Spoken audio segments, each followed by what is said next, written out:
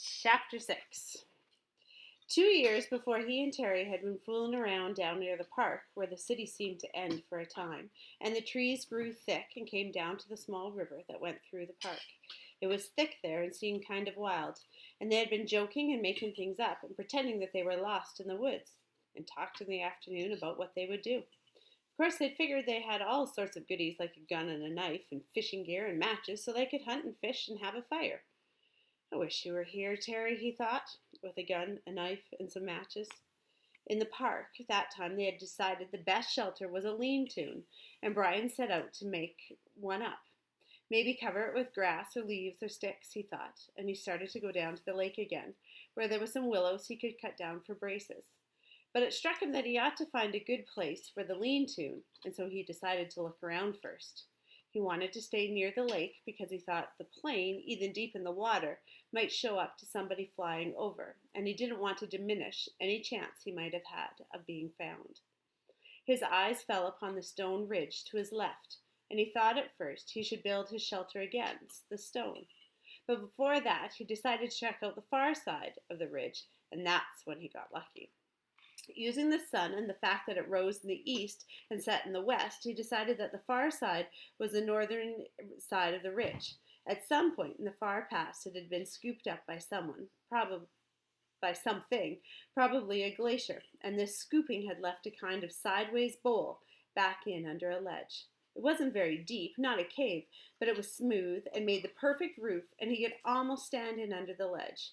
He had to hold his head lightly tipped forward at the front to keep him from hitting the top. Some of the rock had been scooped out, had been pulverized by the glacial action, turned into sand, and now made a sand beach that went down to the edge of the water in front and to the right of the overhang. It was his first good luck.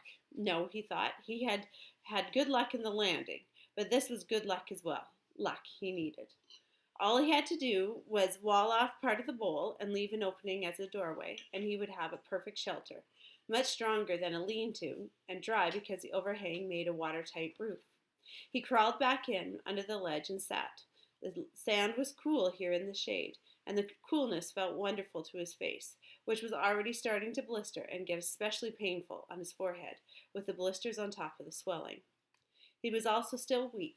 Just the walk around the back of the ridge and the slight climb over the top had left his legs rubbery. It felt good to sit for a bit under the shade of the overhang in the cool sand. And now, he thought, if I just had something to eat. Anything. While he rested a bit, he went back down the lake and drank a couple of swallows of water. He wasn't all that thirsty, but the thought the water might help to take the edge off his hunger. It didn't. Somehow, the cold lake actually made it worse. Sharpened it. He thought of dragging in wood to make a wall on part of the overhang and picked up one piece to pull up, but his arms were too weak, and he knew then it wasn't just the crash and the injury to his body and head, it was also that he was weak from hunger. He would have to find something to eat. Before he did anything else, he would have to find something to eat. But what? Brian leaned against the rock and stared out at the lake. What in all of this was there to eat? He was so used to having food just be there, just always be there.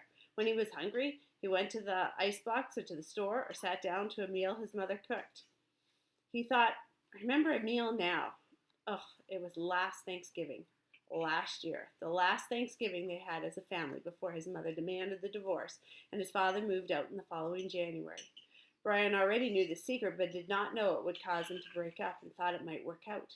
The secret that his father still did not know, but that he would try to tell him when he saw him. The meal had been turkey, and they cooked it in the backyard in the barbecue over charcoal with the lid down tight. His father had put hickory chips on the charcoal, and the smell of the cooking turkey and the hickory smoke had filled the yard. And then when his father took the lid off, smiling, the smell that had come out was unbelievable. And when they sat down to eat, the meat was wet with juice and rich and had the taste of smoke in it. He had to stop this. His mouth was full of saliva and his stomach was twisting and growling. What was there to eat? What had he read or seen that told him about food in the wilderness? Hadn't there been something? A show, yes, a show on television about Air Force pilots and some kind of course they took, a survival course. All right, he had the show coming into his thoughts now. The pilots had to live in the desert. They put them in the desert down in Arizona or someplace, and they had to live there for a week. They had to find food and water for a week.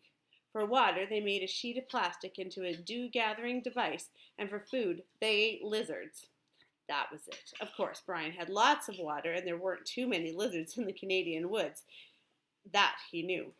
One of the pilots had used a watch crystal as a magnifying glass to focus the sun and start a fire so they didn't have to eat the lizards raw. But Brian had a digital watch without a crystal, broken at that, so the show didn't help him much. Wait, there was one thing. One of the pilots, a woman, had found some kind of beans on a bush that she had used them with their lizard meat to make a little stew in a tin can she found. Bean lizard stew. There weren't any beans here, but there must be berries.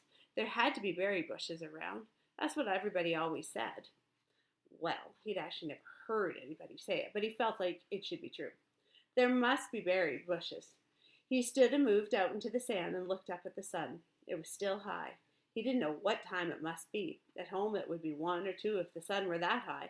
At home at 1 or 2 his mom would be putting away the lunch dishes and getting ready for her exercise class. No, that would have been yesterday. Today she would be going to see him. Today was Thursday, and she always went to see him on Thursdays.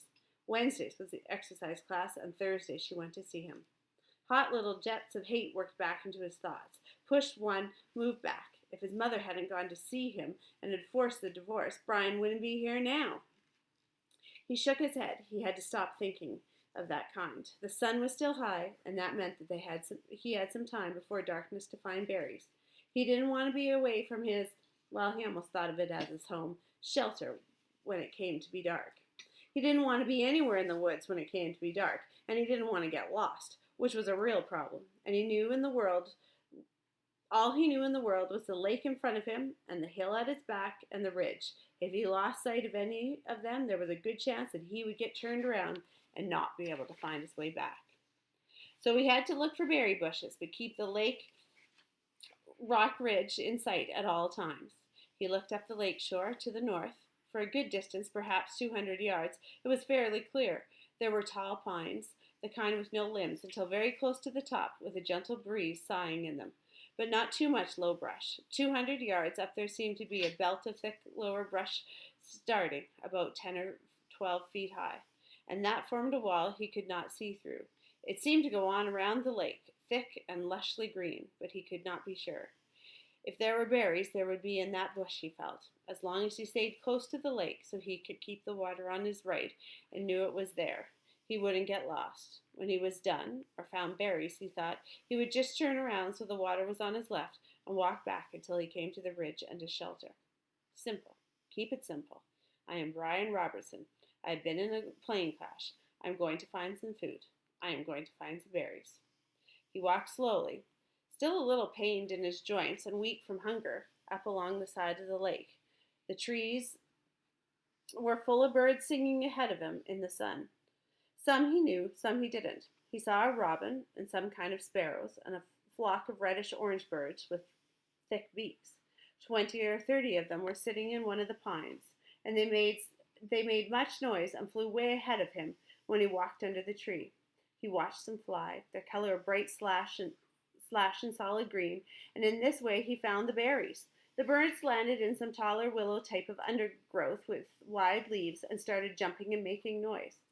At first he was too far away to see what they were doing, but their color drew him and he moved toward them, keeping the lake in sight on his right, and when he got closer he saw they were eating the berries. He couldn't believe that it was that easy. It was as if the birds had taken him right to the berries. The slender branches were up about 20 feet and were heavy, drooping with clusters of bright red berries. They were half as big as grapes, but hung in bunches much like grapes, and when Brian saw them, glistening red in the sunlight, he almost yelled. His pace quickened, and he was in them in moments, scattering the birds, grabbing branches, stripping them to fill his mouth with berries. He almost spit them out. It wasn't that they were bitter so much that they had lacked any sweetness, had a tart flavor that left his mouth dry feeling, and they were like cherries in that they had large pits, which made them hard to chew. But there was such a hunger on him, such an emptiness, that he could not stop, and kept stripping branches and eating berries by the handful, grabbing and jamming them into his mouth and swallowing them, pits and all. He could not stop, and when at last his stomach was full, he was still hungry. 2 days without food must have shrunken his stomach, but the drive of hunger was still there. Thinking of the birds and how they would come back into the berries when he left, he made a carrying pouch of his torn windbreaker and kept picking. Finally, when he had judged that he had close to 4 pounds and a jacket, he stopped and went back to his camp by the ridge. Now, he thought, now I have some food, and I can do something about fixing this place up. He glanced at the sun and saw he had some time before dark. If only I had matches, he thought, looking at the beach and the lakeside. There were driftwood everywhere, not to mention dead and dry wood all over the hill, and dead dry branches hanging from every tree. All firewood, and no matches. How did they used to do it, he thought. Rub 2 sticks together? He tucked the berries in the pouch back in under the overhang in the cool shade and found a couple of sticks. After 10 minutes of rubbing, he felt the sticks, and they were almost cool to the touch. Now that, he thought, they didn't do fire that way. He threw the sticks down in disgust, so no fire. But he could still fix the shelter and make here the word safer came into his mind, and he didn't know why, but more livable. Kind of closed in, he thought. I'll close it in a bit. He started dragging sticks up from the lake and pulling long dead branches down from the hill, never getting out of sight of the water and the ridge. With these he interlaced and wove a wall across the opening of the front of the rock. It took over 2 hours, and he had to stop several times because he was still felt a bit weak, and only because he felt a strange new twinge in his stomach, a tightening, rolling. Too many berries, he thought. I ate too many of them. But it was soon gone, and he kept working until the entire front of the overhang was covered safe for a small opening at the right end, nearest the lake. The doorway was about 3 feet, and when he went in, he found himself in a room almost 15 feet long and 8 to 10 feet deep, with the rock wall sloping down at the rear. Good, he said, nodding. Good. Outside, the sun was going down finally, and in the initial coolness, the mosquitoes came out again and clouded in on him. They were thick, terrible, if not quite as bad as in the morning, and he had to keep brushing them off his arms until he couldn't stand it, and then dump the berries and put the torn windbreaker on. At least the sleeves covered his arms. Wrapped in the blanket, with darkness coming down fast, he crawled back in under the rock and huddled and tried to go to sleep. He was deeply tired and still aching some, but sleep was slow coming, and he did not finally settle until the evening cool turned to night cool and the mosquitoes slowed. Then, at last, with his stomach turning on the berries, Brian went to sleep. Would you have been able to do all of that?